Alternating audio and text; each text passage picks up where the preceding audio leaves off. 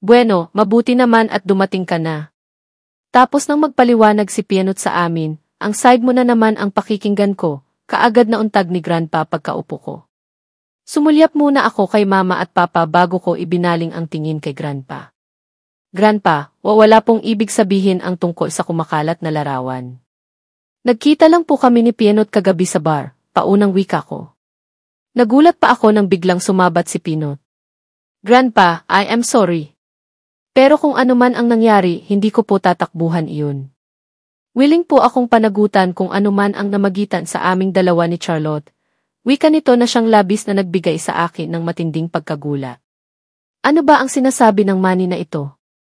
Anong panangutan? Sa naalala ko wala namang nangyari. Nagkita kami sa bar, niyakap niya ako pagkatapos hinatid ko siya sa bahay niya dahil nalasing siya. Iyan ang gusto kong marinig sa iyo. Iyan ang tunay na lalaki. Hindi basta tumatakbo sa responsibilidad, sagot naman ni Grandpa. Hindi ko namang maiwasang umalma. Ano po? Pananagutan? Hoy Manny, ano bang pinagsasabi mo? Walang nangyari at walang dapat panagutan, naiinis kong sagot. Sa sinabi nito kanina, kulang na lang na sabihin niya kina Grandpa na may nangyari sa amin. Charlotte! Sinusubukan naming ayusin ang gulong nangyari kaya huwag ka nang sumabat. Kung ito ang paraan para matigil na ang iskandalong ito, wala kang choice kundi pumayag sa gusto naming mangyari. Isa pa, hindi kami papayag na hindi ka panagutan ng lalaking iyan. Kasalanan mo din naman kung ingat ka kagabi hindi mangyayari ito. Sagot naman ni Mama. Natamim naman ako. Ngaling-ngaling sabunutan ko naman si Pianot dahil sa mga sinabi nito.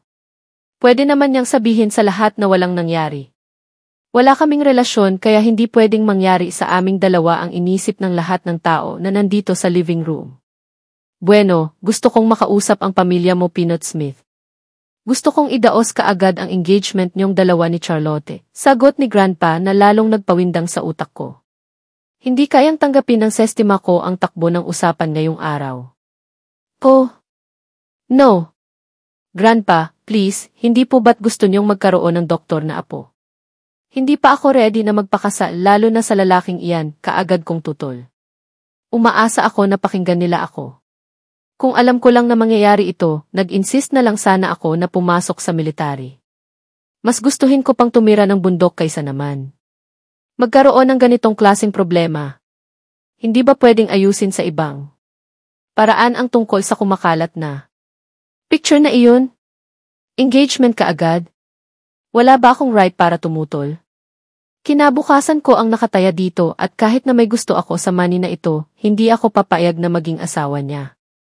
Baka mamaya habang mag-asawa kami kung sino-sinong babae ang ikakama nito. Alam ng lahat kung gaano ito kababaero.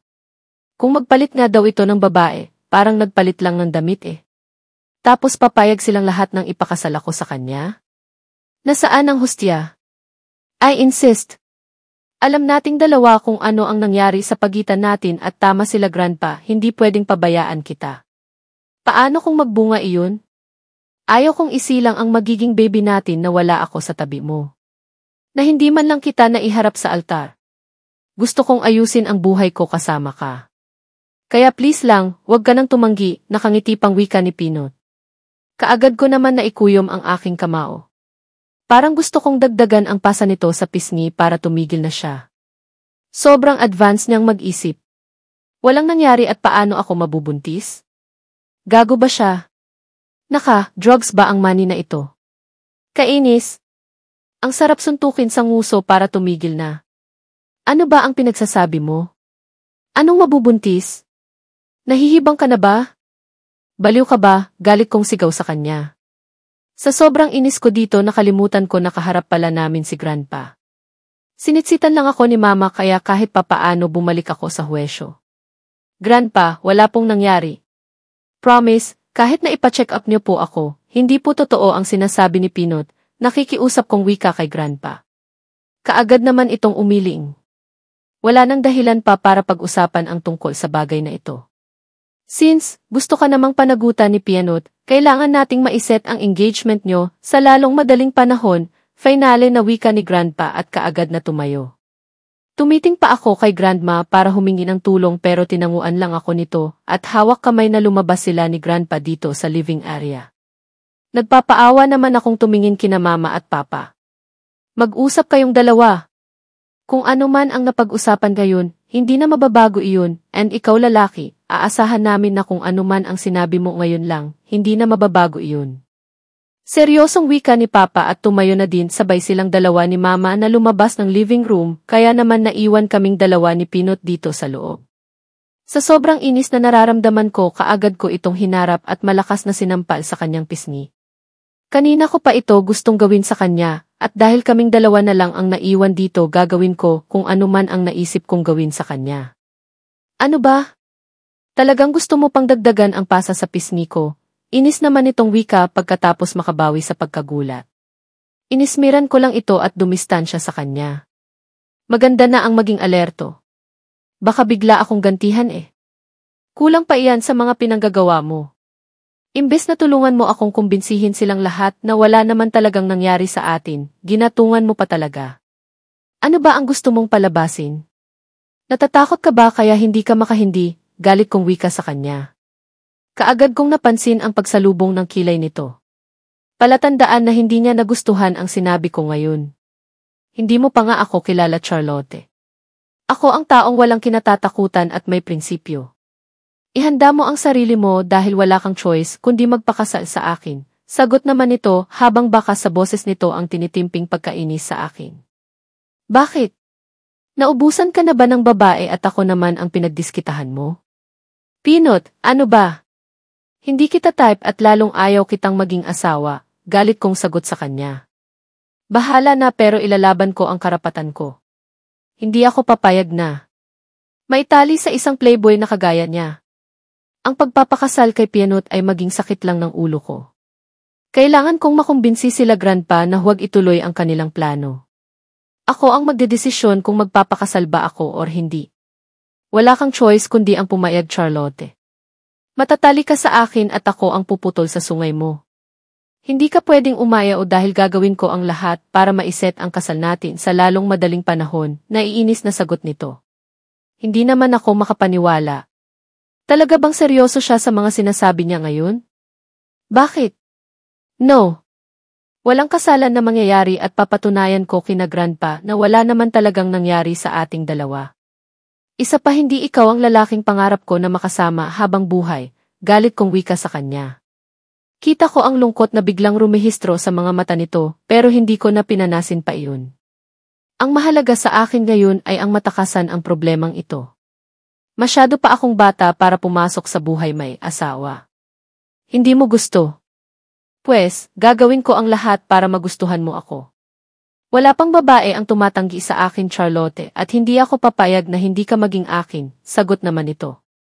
Oh, really? Well, sorry ka dahil hindi ako katulad sa mga babaeng nakilala mo. Hinding-hindi kita magugustuhan at ayaw ko sa iyo, diretsahan kong wika sa kanya. Lahat gagawin ko mapaniwala lang ito na wala akong naramdaman sa kanya. Para naman discouraged siya sa akin. Maraming babae dyan na pwede iyang pagtripan. Hindi ako papayag na maisama niya ako sa listahan niya. Tingnan natin. Magpakasal ka sa akin at tingnan ko kung hanggang saan ang tapang mo. Remember, nasa likod ko ang pamilya mo, mukhang boto sila sa akin, kaya kaagad silang pumayag sa suggestion ko kanina. Don't worry, sisiguraduhin ko na hindi mo pagsisisihan ang pagpapakasal sa akin, nakangisi naman itong wika. Lalo ko namang naikuyom ang aking kamao dahil sa matinding pagkainis. Kung pwede lang tirisin sa sarili kong mga palad ang Pinot Smith na ito, kanina ko pa sana ginawa. Ano ba ang gusto niyang mangyari? Bakit sa dinami-daming babae na pwede niyang pagdiskitahan, bakit ako pa talaga? Bahala ka. Pero isa lang ang nasisiguro ko. Walang kasalan na mangyayari dahil ayaw ko, galit kong wika at akmang tatalikuran ito nang bigla niya akong hawakan sa braso. Where are you going? Hindi mo ba narinig ang sinabi sa iyo kanina nila Mama at Papa? Mag-uusap daw tayo, sagot naman ito gamit ang seryosong boses. Galit ko itong tinitigan sa kanyang mga mata sabay piksi. Ano pa ba ang pag-uuspan natin? Walang patutunguhan ang lahat at hangat hindi mo binabawi ang mga kasinungalingan na itinanim mo sa utak ng pamilya ko, ayaw kitang makausap, galit kong sagot sa kanya. Kaagad naman itong napangisi. Ang akala mo ba ganoon lang kadali sa akin ang lahat para bawiin ang nasabi ko na? May paninindigan ako, Charlotte, at lahat ng nasabi ko na hindi na magbabago. Magpapakasal ka sa akin sa lalong madaling panahon at walang dahilan para tumutol ka. Jeet nito. In your dreams. Hindi ako ganoon kadaling diktahan, Pinot. Isa pa, bakit ba atat kang magpakasal? Dahil ba naiinggit ka sa mga kaibigan mo na may mga asawa na? Ayaw mong mapag-iwanan, sagot ko sa kanya. Saglit itong natigilan bago dahan-dahan na sumilay ang ngiti sa kanyang labi. Isipin mo ang mga gusto mong isipin, wala akong pakialam, sagot nito at akmang lalabas na ng living area nang muli akong nagsalita. Bakit ako? Marami namang babae dyan na pwede mong maging asawa, bakit ako pa? Tanong ko sa kanya. Hindi ito nakaimik. May fiancé ka na, diba? Si Maureen? Bakit hindi na lang siya ang yayain mong magpakasal? Bakit gusto mo pa akong isali sa kalokohang ito? Galit kong tanong sa kanya. Hindi ko napaghandaan ang sumunod niyang ginawa. Kaagad ako nitong kinabig at mahigpit na hinawakan sa likod ng aking ulo at pinaglapat ang aming labi. Hindi naman ako nakapalag sa bilis ng pangyayari. Ito ang first kiss ko at aaminin ko na nagulat talaga ako. Bakit ang bilis kumilos ng Pinot na ito? Ganito ba talaga siya ka-expert pagdating sa mga babae? Halos nawindang ang takbo ng utak ko nang maramdaman ko ang mabining galaw ng labi nito sa bibig ko. Parang bigla akong nawala ng lakas na tumutuol. Bakit pakiramam ko bigla akong nakarating sa alapaap dahil sa simpleng halik na ito? Ano ang meron kay Pinot na hindi ko mahindyan? Hindi ko na namalayan pa kung ilang minuto nang magkalapat ang aming labi. Basta ang alam ko, nag-enjoy ang buo kong sistema sa mga nangyayari sa aming dalawa ngayon. Gustong-gusto ko ang lasa ng labi ni Pinot. Ang tamis at parang biglang huminto ang oras sa pagitan naming dalawa. Charlotte, Pinapa, kaagad kong naitulak si Pinot nang marinig ko ang boses na iyon. Si Mama at huling-huli kaming dalawa ni Pinot sa nakakahiyang sitwasyon. Napansin ko din ang pagkagulat sa mga mata ni Mama habang nagpapalipat-lipat ng tingin sa aming dalawa ni Pinot. Sa dinami-dami ng tao dito sa loob ng mansion, siya pa talaga ang nakahuli sa amin. Tita, sorry po. Hay, hindi lang po namin napigilan ang silakbo ng damdamin namin. Promise po, papakasalan ko po siya sa lalong madaling panahon. Si Pinot ang unang nakabawi sa pagkagulat kaya ito ang unang nakapagsalita. Parang gusto ko naman lumubog sa kinatatayuan ko dahil sa mga nangyari. Paano pa nito maniniwala si Mama sa akin na walang nangyari sa aming dalawa, gayong huling-huli niya kaming dalawa ni Pinot? Bakit ba feeling ko hindi umaayon ang pagkakataon sa akin? Bakit ba lagi na lang akong pumapalpak? Mukhang nagkakagustuhan talaga kayo ng anak ko, kaya kahit mahirap sa amin, wala kaming choice kundi ang ibigay sa inyo ang basbas. Kailangan niyong maikasal bago magkaroon ng laman ang tiyan ng anak ko. Ayaw kong iharap mo siya sa dambana na buntis na Pinot, seryosong sagot ni Mama. Kaagad na nanlaki ang aking mga mata dahil sa narinig. Oo po, tita. Kung papayag po kayo, gusto kong sa susunod na buwan na idadaos ang kasal naming dalawa ni Charlotte. Ayaw ko din pong makalagkad ang pangalan niya sa kontrobersyal, kaya naman po gagawin ko ang lahat para may ayos po ito kaagad, sagot naman ni Pino. Parang gusto ko naman maiyak sa mga naririnig. Pakiramdam ko, wala na talaga akong kawala. Pinagkaisahan na nila ako at pakiramdam ko wala man lang kumakampi sa akin. Walang gustong maniwala sa akin. Bueno, sumunod na kayong dalawa sa dining area. Lunchtime na at gusto nila Daddy Gabriel na sabay-sabay tayong kumain para mapag-usapan ang detalye na kasal niyong dalawa ni Charlotte. Wika naman ni Mama sabay talikod. Kaagad naman akong napasunod dito pero nagulat na lang ako nang pasimple akong hinawakan ni Pinot sa kamay at pinagsiklop niya pa talaga ang aming palad. Muli akong nakaramdam ng pagkailang. Libo-libong bultahe ng kuryente ang naramdaman ko na biglang tumulay sa buo kong pagkatao dahil sa simpleng pagdikit ng aming bala. Wala ako sa aking sarili hanggang sa natapos kaming kumain ng tanghalian.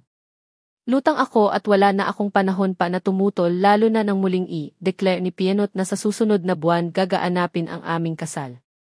Masyadong mabilis para sa akin iyon. Ayaw din akong pakinggan nila Mama at Papa. Mas mahalaga sa kanila ang reputasyon ng aming pamilya. Hindi din nila matanggap ang mga kumakalat na balita na nagkaroon ako ng relasyon sa kilalang playboy na si Pinot Smith. Labag man sa loob ko ang mga nangyayari, wala akong choice kundi ang umaasa na walang kasalang mangyayari sa pagitan naming dalawa. Pagkatapos kumain ng lunch kaagad akong umiskapo. Pasimple akong lumabas ng mansion at mabilis na sumakay ng taxi. Walang sino man ang nakapansin sa pag-alis ko dahil naging abala ang lahat. Kausap ni Pinot si Uncle Rafael at nasa nursery room naman si Veronica para asikasuhin ang kambal. Sila mama at papa ay kausap ang mga titas at titos ko pati na din sila grandma at grandpa. Gusto kong mapag-isa at magmuni-muni. Gusto kong mag-isip at ayaw kong makarinig ng karagdagang salita mula sa pamilya ko. Nagpahatid ako sa driver malapit sa tabing dagat. Palagi kong nadadaanan ang lugar na ito pero hindi ako nag-abalang bumaba noon. Maraming tao ang namamasyal sa buong paligid at may nakita akong coffee shop kaya kaagad akong pumasok doon. Pagkatapos kong umorder ng kape kaagad akong